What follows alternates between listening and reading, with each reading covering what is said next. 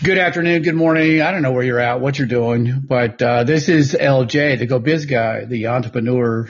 What is it? It's a podcast for entrepreneurs by entrepreneurs. I've had, I think, two pots of coffee, and so I'm on my third one, I think, maybe right now. But who knows? Who knows? I have an awesome guest today. Before I get started and everything, I'd like to talk to you about one of my sponsors, Lem's Meat Varnish, aka barbecue sauce. It isn't another meat sauce. It's a champion. Their sauces have taken multiple awards, best sauce barbecue competition throughout the South. When you taste their secret recipe, you'll understand why it's a winner. Oh, and by the way, they've got this unbelievable fire syrup, jalapeno infused simple syrup. It's got a hot squirt genius with over 104 uses. Check them out on Amazon.com. Amazon.com. Get you some today. It's pretty good stuff. All righty. I want to introduce our co-host today. She's awesome. She's a founder and chairperson of the Carolina Literacy Project, where passion meets literacy and education. And I'd like to introduce to you Tracy Butler, PhD. Welcome aboard, Tracy. Thank you for having me. Yeah. So, let's start by, I'm a California dude too. Did you know that? No, I didn't. Yeah, I grew up in Ventura, California. Where'd you grow up at? Redding, California. Oh my gosh, you grew up where the big pines are. Yes. Oh, wow. So you have so that kind of explains your perspective of the world, growing up around pine trees, right? I don't know. Oh, really? Okay. I guess California had a big influence on me, though. It did? So, yeah. Okay. Can you hear me? You have gone deaf. I'm not sure what's going on. Sorry, I was getting a phone call at the same time. I'm so sorry. See, I'll tell you what, I had a podcast one time that this guy I've been coaching a little bit and everything. I was like that, but he got a phone call from his wife and he took it and he started talking on the podcast about, honey, I'll pick up the milk and, I'll do this and everything. I said, Gary, we're live. He goes, I know that. I'm sorry. It was actually one of my education committee members calling me, so that's kind of funny. Okay. Yeah. She's checking in on you. So talk about the upbringing in California. How was that all about? Well, I was looking now. I'm trying to think of it. Well, my family was very into traveling too, and getting to know people from different cultures, and so I started learning Spanish when I was 15. But my mom's best friend is from Honduras. All right. Wow. So I'd grow up hearing whenever she would get angry, she would curse at her, or talk to her boys in Spanish. Wow. Wow. Everyone was asking me to translate. What did she say? Because I fell in love with Spanish and tried to learn as much as I can. And then I traveled as an exchange student to Costa Rica. And also when I was in college, I studied abroad in Mexico. And I was just around a lot of different people. My dad's an attorney, so okay, he's very educated too. So that was important in our family, was education. What'd your mom do? She worked more in accounting. Okay. So she worked for Big O Tires, and so they were numbers people, which I am not. I'm a language person. Yeah. So that was I felt a little bit like the black sheep in that way because all my siblings are good with numbers too. Yeah.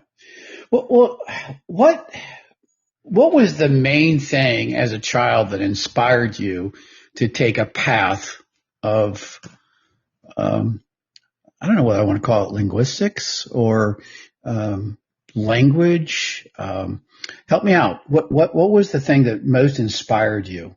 Was it like your grandparents, your parents? What happened? I just guess wanting to understand other languages. My uncle speaks some German. My dad was always taking German classes, even though he struggled with it a little bit, but and my mom's was always taking. She took Spanish, German, French, Oh, wow. and of course she speaks English. And she was always trying to teach me a few words in each language, which I actually did pick up. Um, and I just have always liked people from other cultures and who speak other languages, just because I always found them so interesting. Even my friends in high school were all majority from other countries. What other countries? I mean, California's a melting pot. So, I mean, Yes. I grew up in Ventura, California, like I said, and we had a lot of Latinos, and a few Asians, but more Latinos.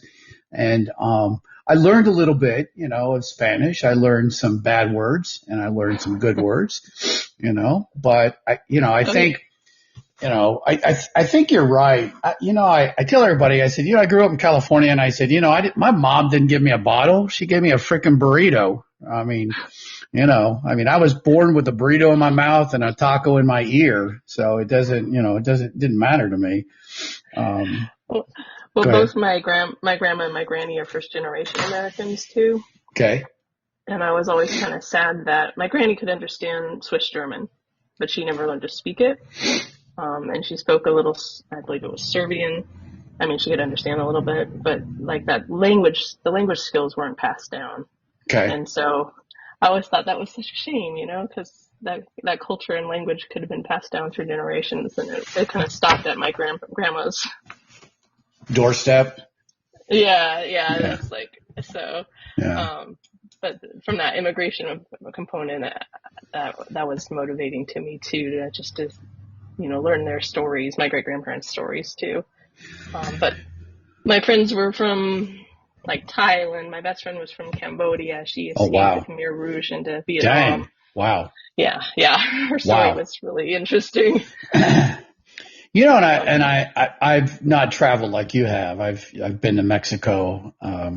I will settle in on that culture story or whatever, but I love the culture. I have some really good friends that are Latinos, and I just, being from California, you didn't see very many in West Virginia, Kentucky, and Ohio, where I reside in West Virginia. But now you're seeing an influx. You're seeing churches that are now having church services in Espanol, and you're seeing a lot of pastors that are in Espanol. I mean, we're like everybody else. We're having Mexican restaurants pop up on every corner. And so, but my dad, just segue into this, my dad, had a dry cleaners in Solvang, California. Have you ever been to Solvang? I don't think so. Beautiful, eclectic little like Dutch town. Okay. And a lot of movie stars lived there. Michael Jackson, just a lot of people. And my dad ended up, with the dry cleaner business. He did some of Michael Jackson's clothes, Oh, and he was able to like cart them out there and everything like that. But what was his common problem was that all of his employees spoke in Espanol. And so he found a Spanish woman that had the heritage and had everything. And so he learned the culture and he learned how to speak it fluently. I don't speak it fluently, but I know enough to get out of a room or to stay in the room. Okay. And so getting to your point, I think it's really critical. And I want to define something before we move on so that it doesn't get out of control, with listeners. And I hope I don't offend you about what I'm about to say and everything, because I don't want to offend anybody. But I think it's important that we all have an appreciation for all the cultures that are in this country. I mean, and I think they need to have an appreciation for us in this country, And so I think there's kind of a bridge. Wouldn't you agree? yeah, because when you enter another country, especially if you're going to live there or even stay there, like I lived in Mexico for 6 weeks with a host family. So you want to learn something about the culture and the language just so that you can meet people and become more comfortable. And that's kind of what I do with my nonprofit is we're in integrating their cultures, but we're also teaching them about American culture and like all these different things that they might not get in school. Okay. Well, let's define something for our listeners. This is where you may just click off the phone and say, yeah, forget about him. I don't want to talk to him. But, define immigrants and refugees. The difference? Well, no. Let's just define who they are and how you teach them and how you get them.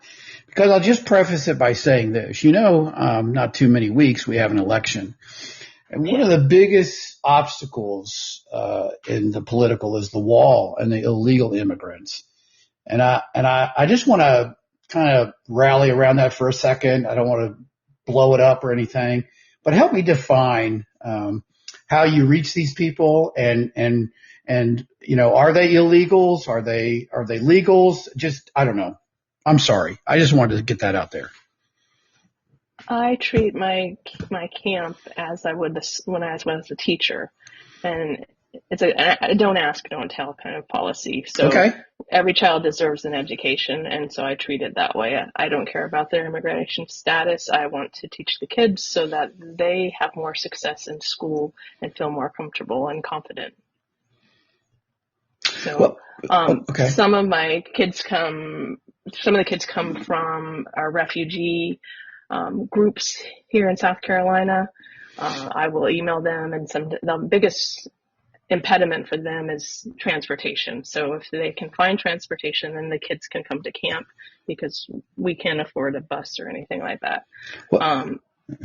And oftentimes it's word of mouth. So a family will hear about us and then they'll share that with their friends. And so that's how we get students. So a refugee camp, these are terms that I'm not familiar with. Help me out with what a refugee camp is in America. I have no idea. Oh, it's not a refugee camp. It's refugee services. Oh, okay. I'm sorry. So no, it's okay. These families are coming from refugee camps from, say, an example is Syria. And okay. So families go to Jordan and they're in a camp in Jordan, and then they have to get approval to come to the United States or Europe or wherever they get approval to move their family. And it's usually years in the making, so it takes them years to get here. And then when they finally get here, they're put into the public school system. And depending on how good that school is, whether it's a sink or swim, or they actually help them, to integrate and learn English. Yeah, and I don't want to spend too much time. You tell me to shut up, okay? Because what happens is that like that. Please tell me to shut up and move on. But because I want to get into your organization, there's so much good stuff that you're doing. But I think you're right. I think. Do you, like you said about the refugee camp, so when somebody from Syria or whatever is coming into the United States and they want to live in Montana, they can't come to your school, right? I mean, they have to be going in directly into South Carolina, right? Right. They have to be in South Carolina and the upstate part of South Carolina. Okay. To be more specific. Okay. So, I think that when you talk about passion meets literacy and education, my daughter, I have teachers amongst my daughters. My daughter-in-law, my oldest has a master's degree in biology. She teaches second graders at a Christian school. So, but my youngest daughter, she taught English over in China. She worked out of her house. I forget the name of the organization, but I think there's a huge niche of people coming in legally and illegally that are wanting to, because the school systems. And again, this is. I think. Well, you need to tell me to shut up, because I was just told that a school system actually gave the vice president a bill for $147 million because they can't teach the illegals. All right. And I think that it just, there is a huge gap. And I think that I could almost see you having a national presence to help everybody that's coming in, illegal or not illegal, and I think you have really pivoted on a really good niche because the understanding is so important to our American fiber as we continue our American fiber, right? Yeah, and acceptance and understanding. And I actually teach college too, so I teach teachers, and I'm teaching them strategies to work with multilingual learners. Because every school in the United States should have an ESL teacher. The problem is that these schools aren't given, like they might have an ESL teacher for 1 day a week. And that is not enough No, it's not. to really support these students. No, it's not. And it's all based on the numbers. So if you don't have a large number of multilingual learners, then you're going to get maybe an ESL teacher once or twice a week. I've had friends. Okay. Oh, good. Define what you just said. SEL. What is that? ESL. Oh, English as a second language. Okay. All right. Okay. Or multilingual learner teacher. So the problem is that I think public school teachers think that it'll be overwhelming, and there's not, they don't know what to do, and it just seems a lot. But a lot of these strategies and things that I'm teaching are things that they can use with any of their students. It's going to help all of their students, and it's just modifying things like test or, being able to test them in their native language to see if they're literate in that language, because that's huge too. Really? Okay. Yeah, everything they know in their native language will transfer to English. It's skills that they already have. And the problems when they come from a country where they had intermittent schooling and they didn't, learn the skills that they needed to learn to be in the grade level they are. Well, that's interesting because that is very interesting. So you're saying basically that if they have a gap in learning, that there's a gap that is not being fulfilled within the American teaching, right? Well, yeah, it makes it more difficult for them to learn just because, say, if they're coming from, let's say Venezuela, yeah, or Guatemala, or some rural area in Guatemala, let's say, and they had intermittent schooling, so they didn't really become literate in Spanish. Well, then they're going to have to learn to become literate in their second language, which would be English, or third language if they haven't speak another language. But it just makes it more challenging. But a lot of students come in there with literacy. Like I'll use my Ukrainian students for an example. They're very literate in Ukrainian language, and they come and they learn English, and they have all that background, that literacy in the first language that really helps them. Wow. So I could almost see you as an organization. I know funding is probably at the pivot of all this, but I think you could almost branch out on a major Zoom or hold educational seminars all over the country in order to pivot yourself into making this work for teachers. Because I know teaching as a whole is very challenging. On so many levels, because I've got teachers in my family. But one of the things that they all have in common was passion. Okay. Mm-hmm. It was past their pay grade to do things, but they did them anyway because they wanted to see success. And the burnout rate for teachers is pretty high, isn't it? Yes, and I think it's getting worse just because of COVID and everything that's happened, where we had a couple years there where some kids were being schooled at home and some were in there. And the teachers I talked to, especially with the discipline problems, it makes it really challenging. Mm-hmm. And so I think a lot of them are burning out because not only that, not having the education, they're well trained in their area. It's the discipline and all the issues of the kids being so far behind because of COVID. Even now, still having some of that. So that makes it challenging as well.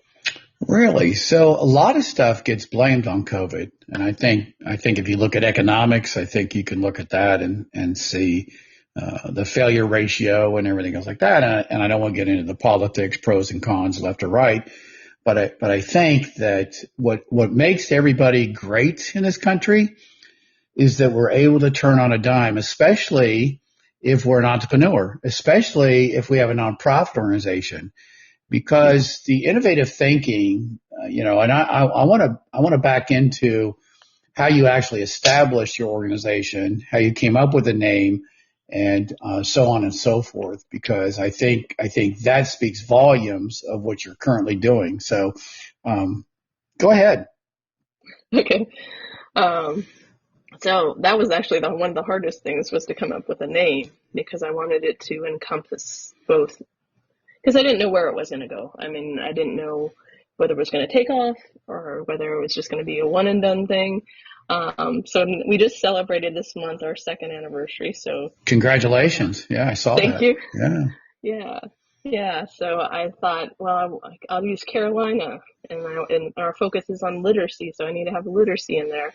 And so I talked to family and friends, and they gave me some ideas, and so I came up with the Carolina Literacy Project, because it's evolving, and always, as teachers, we always are learning ourselves, because that's why we became teachers. We had to learn all this stuff, but we also want to keep up to date, and we want to learn from our students as well. So I thought, well, maybe eventually I'll go South Carolina into North Carolina. And if I say Carolina, it's like both of them. Okay. And then, so what I've seen is, especially here in South Carolina, was a gap in the summer. So as a teacher, you'd normally notice that, those couple of months when the kids are off, they're losing a lot of their learning, like they're forgetting stuff that they learned in the previous year. And this is especially true for our multilingual learners, because they're normally, when they're at home, they're speaking their native language, and some of them actually go back to their native country, during the summer to see family. But so there's this gap, and I thought, well, nobody seems to really be filling that gap here. And so I created this nonprofit. Of course, now, or at least in my local city, they've started having some summer schools classes for multilingual learners, but it is more limited. I just felt like. So did they copy you? No. Okay. All right. No.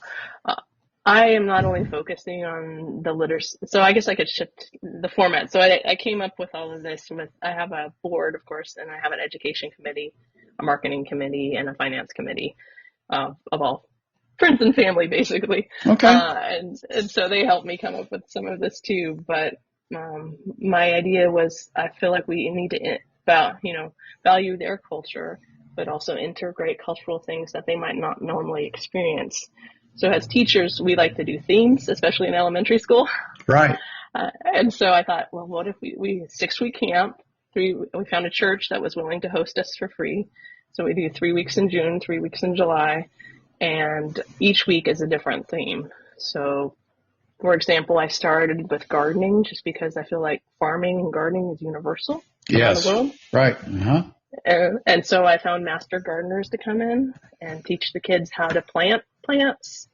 But basically what it is, Monday through Thursday mornings, we're focused on academics. So we're focused on improving reading, vocabulary, writing, those three things. Because, writing, I feel like, doesn't get enough attention. And so I wanted that to be part of our focus. And then in the afternoons, we have recreation leaders, and they do games, they do outside activities, they do arts and crafts or science experiments, or whatever the theme is that week, they're doing activities for it in the afternoon. And then on Fridays, I call them Fun Fridays. So on Fridays, we have special guests.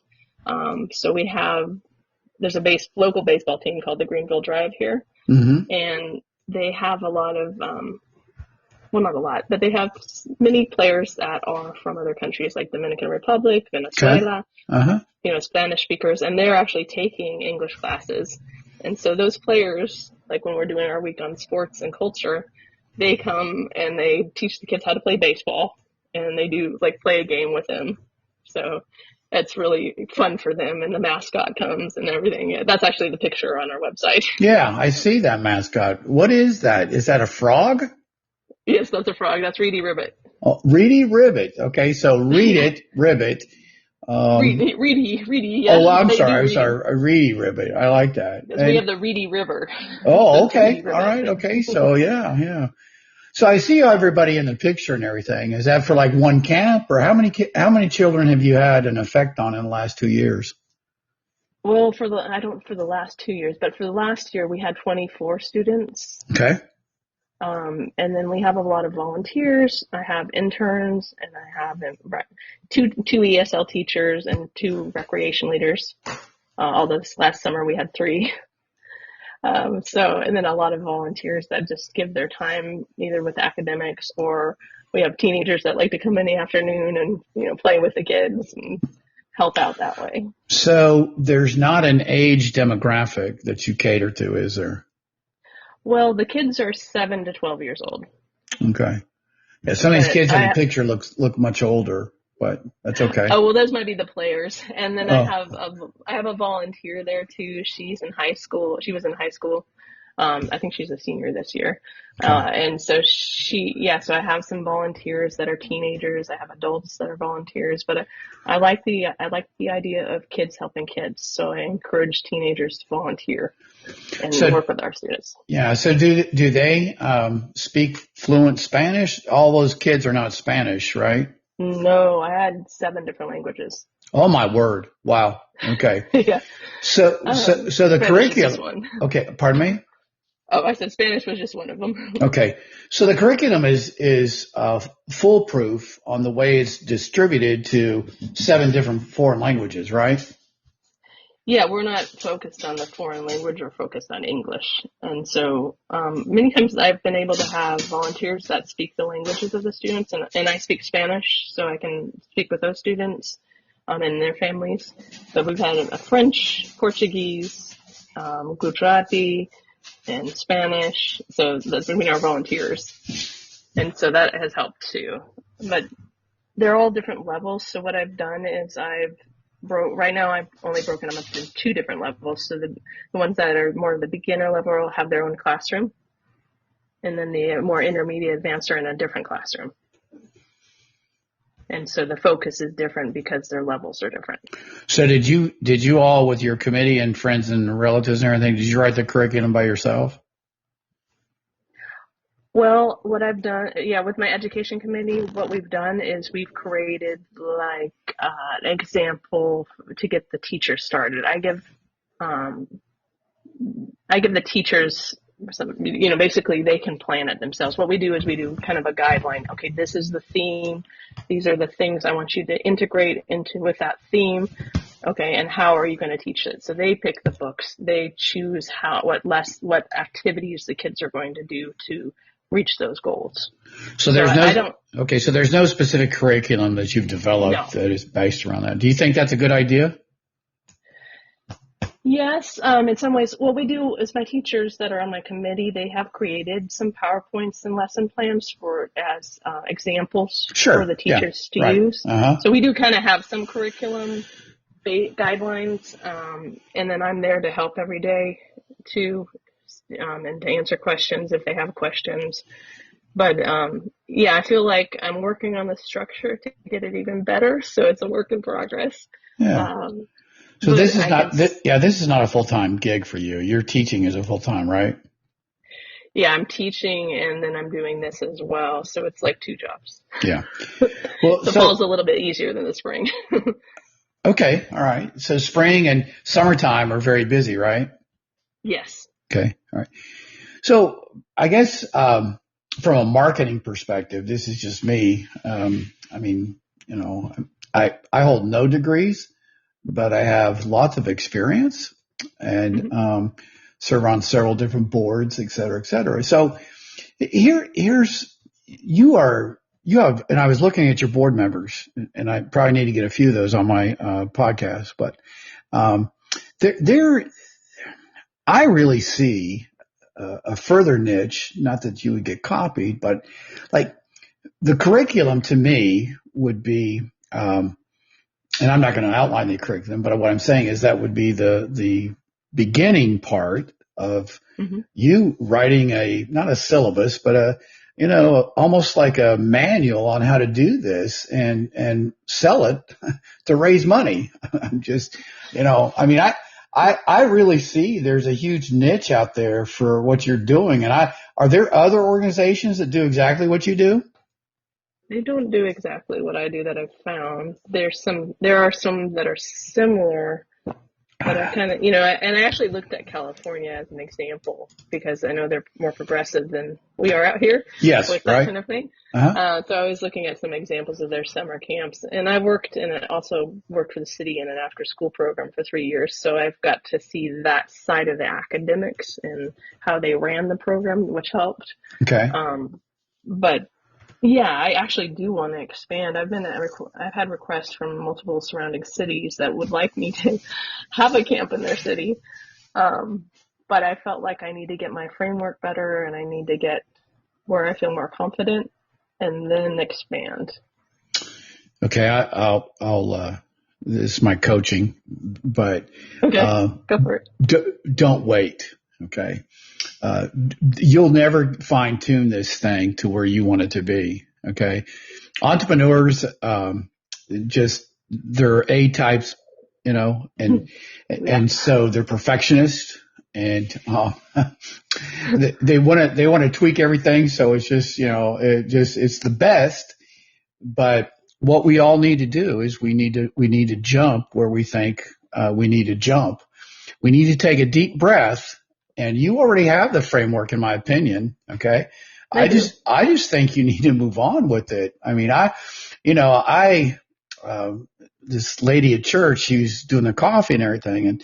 And she knows, on my license plate on my Subaru, I've got Go Biz Guy. And so everybody knows who I am in town. Right. But I told her, I said, she wants to set up a little, a mobile coffee thing. And she said, my husband doesn't want me to do it. And I said, well, you're not going to divorce your husband, but just do it. Okay. Just make it work. Because I don't know. Entrepreneurship is, and you're an entrepreneur because you started this from scratch and it was an idea. And you had to put together money. You had to put together a board. You had to, I've ran nonprofit organizations. I know how difficult it is to get funding and grants and everything else like that. But I think there's a huge niche out here for this. And, so donations, let's talk a little bit about donations. How do you you have a grant writer that does grants and stuff like that or what? You're talking to her. I do everything. Okay, that's what I thought because you're a businesswoman, yeah. So, I actually have done some grant writing in the past, especially in my PhD program. I even took a grant writing course. Okay. And I'm certified in nonprofit management, so I have some, learn more about grant writing that way. Uh-huh. We actually just found out yesterday that we got one of our grants that we applied. Well, I should say that I applied for. Awesome. How much was it for? Can I ask? I don't know for sure yet. I asked for $5,000, but I don't know if we got it or not. So I won't find out till next week. For sure. Because they do a reception and everything, and that's when they give us our checks. Okay. But I'm excited. That's the biggest thing is getting money. So the way I've done I've gotten a couple of grants, small grants, but the bulk of our money comes from people. So I do this sponsor a child program, and where I ask for donations, like you can sponsor a child we keep our costs really low, so you're probably going to be shocked, but it's $40 a week, and for 6 weeks it's $240. So it's like you can sponsor a child for 6 weeks or 1 week or 2 weeks or whatever you want to sponsor them for. Mm-hmm. And for those families that can't afford to, pay, or they can only pay for 1 week, I can offer them more. And I do. We sponsor lots of kids through, whatever money we get in. So I'm not paid for any of this. I do this all pro bono. So that right. Goes to my staff and the students. So you have a paid staff? My recreation leaders and my teachers are paid. My interns are not because we didn't have enough money to pay them. Right. So, so donations, you have, a goal? When is your fundraising portion? Like when do you like raise money? Like is it in the fall, the spring? How do you raise money for the upcoming events? And do you want to double the 24 to 48? And how do you get students? Pretty much anytime I do a push on social media, like everybody does in December, hey, get that last, before the end of the year tax write-off, and then I really push it in the spring. Sometimes I'm able to visit schools and I talk there. I've been to a couple of churches to present about my nonprofit and to see if they will donate money to help fund it. And luckily last year we had one church that did that, which was very generous of them. The problem too is that for expansion, like finding a church or some place with a playground that will let us be there for free for 6 weeks. And so that's part of it. And then just having the money to pay for this, because staff is the most expensive, but you also have snacks, and we have Project Host who gives us our lunch and one of the snacks for free, but we have all the drinks for those 6 weeks that we need to buy, art supplies, any of the education supplies that we need, things for our experiments or recreation or whatever, things come up where the teachers need something or the recreation leaders need something to do their lesson plans. Yeah. So yeah, basically, I mean, those are fundraising opportunities, right? I mean, yes. when you stop and think about it. So let me just ask you, and this is, but so if you average all that cost in there, so what is the average cost per student? I haven't actually done per student. Okay.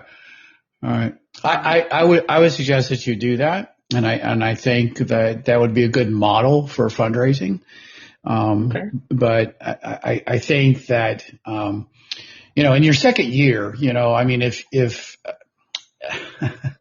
well, this will be our third year. Okay. Okay. So you've fine-tuned this thing. Okay. So yeah. I'm getting there. No. So don't say that. Don't say I'm getting there. You've already done it. Okay. So you just need to take this ship and float it.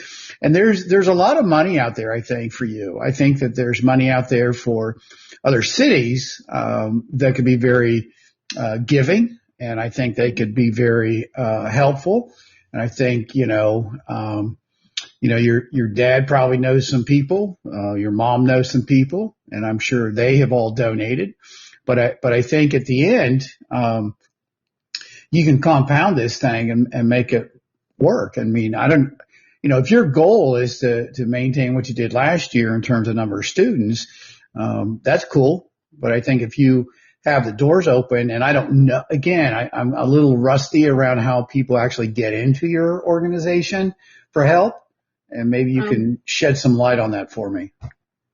Well, really, because I didn't want them to be able to just sign up online. The problem why I had my first year was that people would contact. So what I had them do is they email me and let me know, hey, we're interested in having my child go there.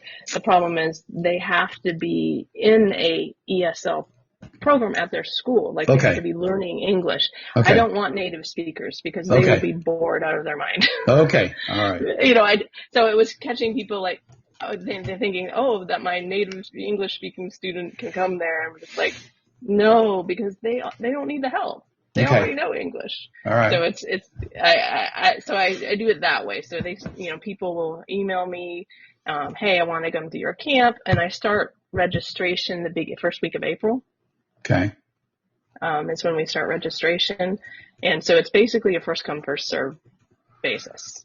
Okay, so some you people can only sign up first. Yeah. Okay, so you can only take so many people. Like 24 is your cap. Well, really, my cap is 15 a week because of the space I have at the church. I have to have enough. Basically, what we do is we take the 2 tables that we have in our large classroom, and whoever we can fit around there is how many students we can have. Okay, all right. And so 15 seems to be a good number for us. And some families sign up for 2 weeks or 6 weeks or 3 weeks. It just depends. But what if you get all this underwritten and they didn't have to pay a dime? What do you think the increase of students would be? And what about the possibility of having somebody just like, there's got to be some property out there. There's got to be buildings other than churches for you to possibly expand. What's your thoughts on that?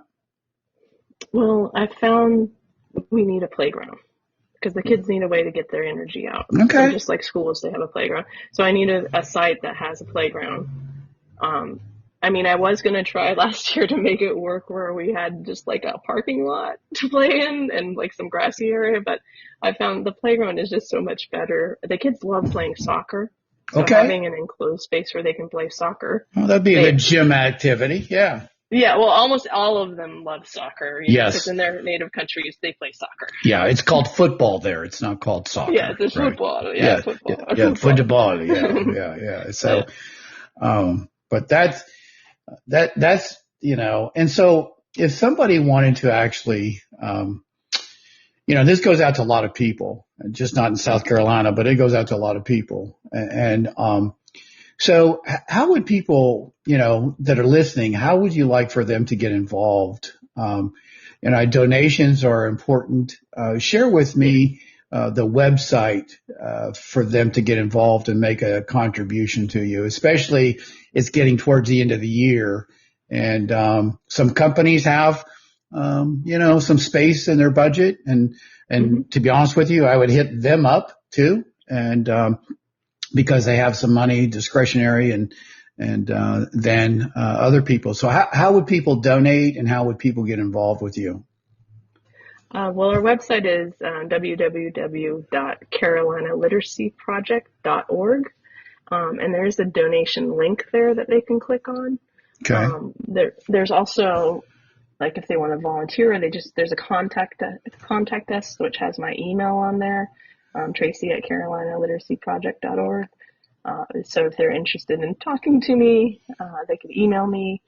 And if they're interested in doing donations, I have an address there under the donors. And I also have a donate link where they can do, through PayPal, where they can donate that way. We also do a Love of Literacy campaign in February because it's Valentine's Day. I thought love and literacy go together. And so I love that. Yeah. Okay. So it's our book drive. And so a lot of times we're looking, it's what's hard in South Carolina is to find bilingual books or books in the native language of our students. And so that has been a challenge for us. We have a lot of other books that have been donated, but it's not like for our spring. Every year I have different countries represented and different languages represented. So I never know what I'm going to get. So like we had Arabic and French and Mandarin this year that I didn't have before.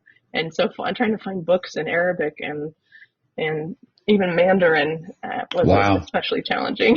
Well, I saw on your website that you had some. It looked like Jewish, or it looked like a different language under some of the testimonies. I wasn't sure. Oh, that was Ukrainian, actually. Ukrainian, okay. It looked Spanish. Okay. Oh, wow. Okay. All right. I was having a hard time deciphering whether it was Latin or Jewish fonts, to be honest with you. Not that I was trying to interpret it, but so the donations. Go ahead. Oh, okay. I was just thought it was important to have it both in English and the language of the people leaving their testimonials.